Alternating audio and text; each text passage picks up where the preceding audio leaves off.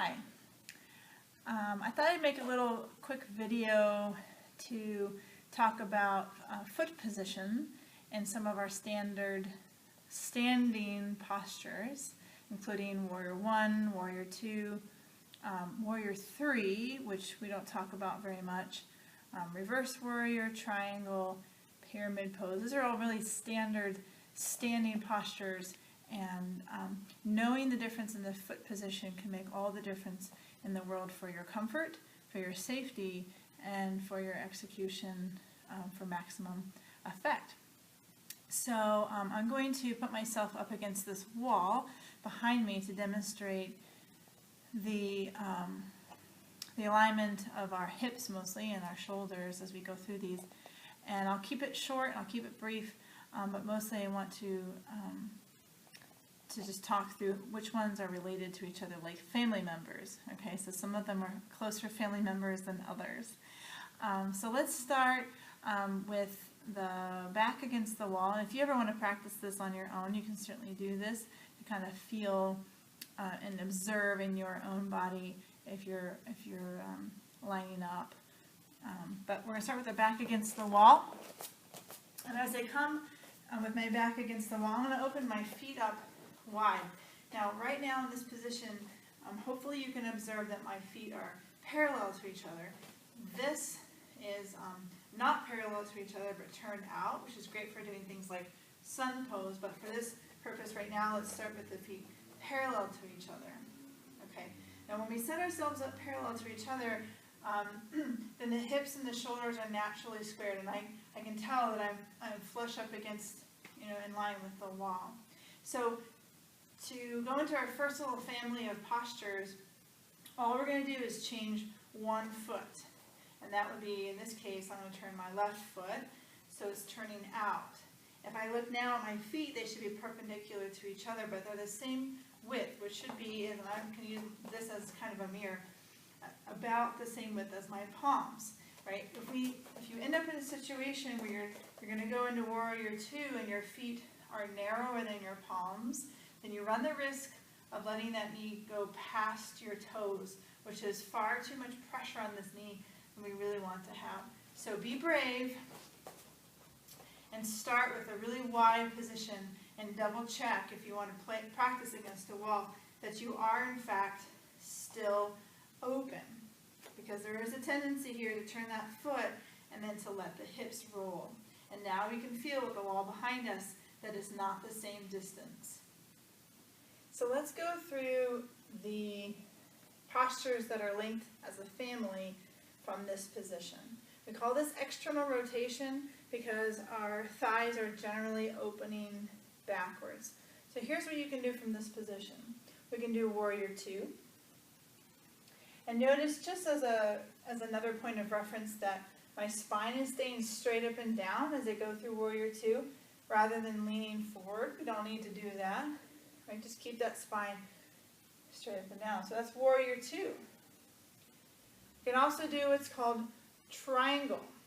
We reach out, and again, the body is staying flat and open. The wall is a wonderful way to feel and to test, and I'm just leaning back against that wall to notice and see if I'm staying open, versus a collapse, which sometimes happens, right? So we want to keep that sense of openness in Triangle. Same foot position also lets us go into what we call Reverse Warrior. Backhand comes down. Again, if your feet have in any way slipped from their position, you can always readjust. So Reverse Warrior, which is more of a side bend than it is a back bend. And back up. One more in this family with our feet wide is Side Angle. Side Angle is, of course, a Warrior 2 with a lean and an opening of the heart.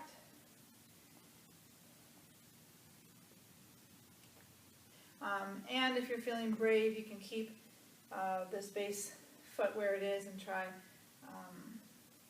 Half Moon, which I'll just slide in for the sake of the camera, and you go into a similar external rotation in flat position for Half Moon.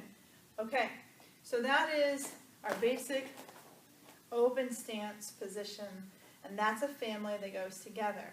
Now there are sometimes instructors that you'll go to that will interweave this family with the other family, what we call internal rotation.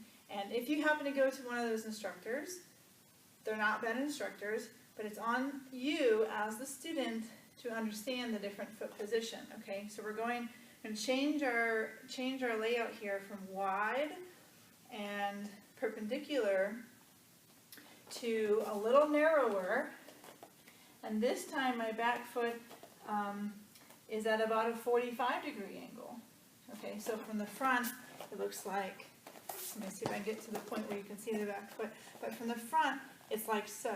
So I'm not straight on and I'm not due perpendicular, it's at a 45-degree angle. And so by putting myself in a 45-degree angle like so, now I can really hug on the inside of my thighs. Now I'm using a little squeeze to get myself aligned from left to right this way. Now my side body is parallel to the wall. You see that?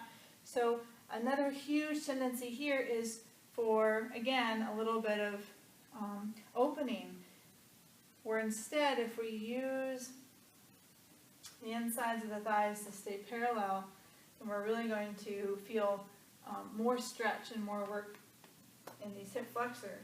So the family that lives in this position includes Warrior One, which is right here. Okay, and Warrior One is more of a stretch than it is for strength. Warrior One can also be done with the hands at your heart. Okay. Another one in this family is Pyramid Pose. Both legs straighten, your arms can go out, and you end up with a flat back over that front leg. All right. And again, if you're up against the wall, you should be able to feel if your hips are straight out from each other. If you have this tendency to open up, this is a great way to gauge yourself and say, you know what? Yes, I really am square here. Yeah. And then Warrior Three or Dancer Pose. I'm just going to move my foot in a little bit so you can see this. So if I was here, I could go into this type of balance. So I'm still hugging that center line between my thighs. I'm really working to keep my back toes pointing down or mostly down versus turning them out like we did for Half Moon. And I can hinge forward. My arms can be out to the sides. A Warrior Three is actually a full extension from heels to toes. That's very advanced. But you see how easy it is to turn open, because I see myself even here. So really working with that wall can be very helpful. And there's more advanced options within this family, which is reverse triangle, which is sort of a combination of pyramid and triangle. See, but all of those link together, and really in theory I don't have to move my feet hardly at all. Do keep in mind that when you're in this position, it's much more comfortable to not be on a tightrope, where your feet are one in front of the other, but instead where there's a little space between your front and back foot. Does that make sense? Okay, so that was just a little brief tutorial on how to put together families of standing postures. And once you understand that, you can do some of your own practice at home, or when you're in a class here, or when you're in a class with anybody else, and you're moving in and out of these two foot positions.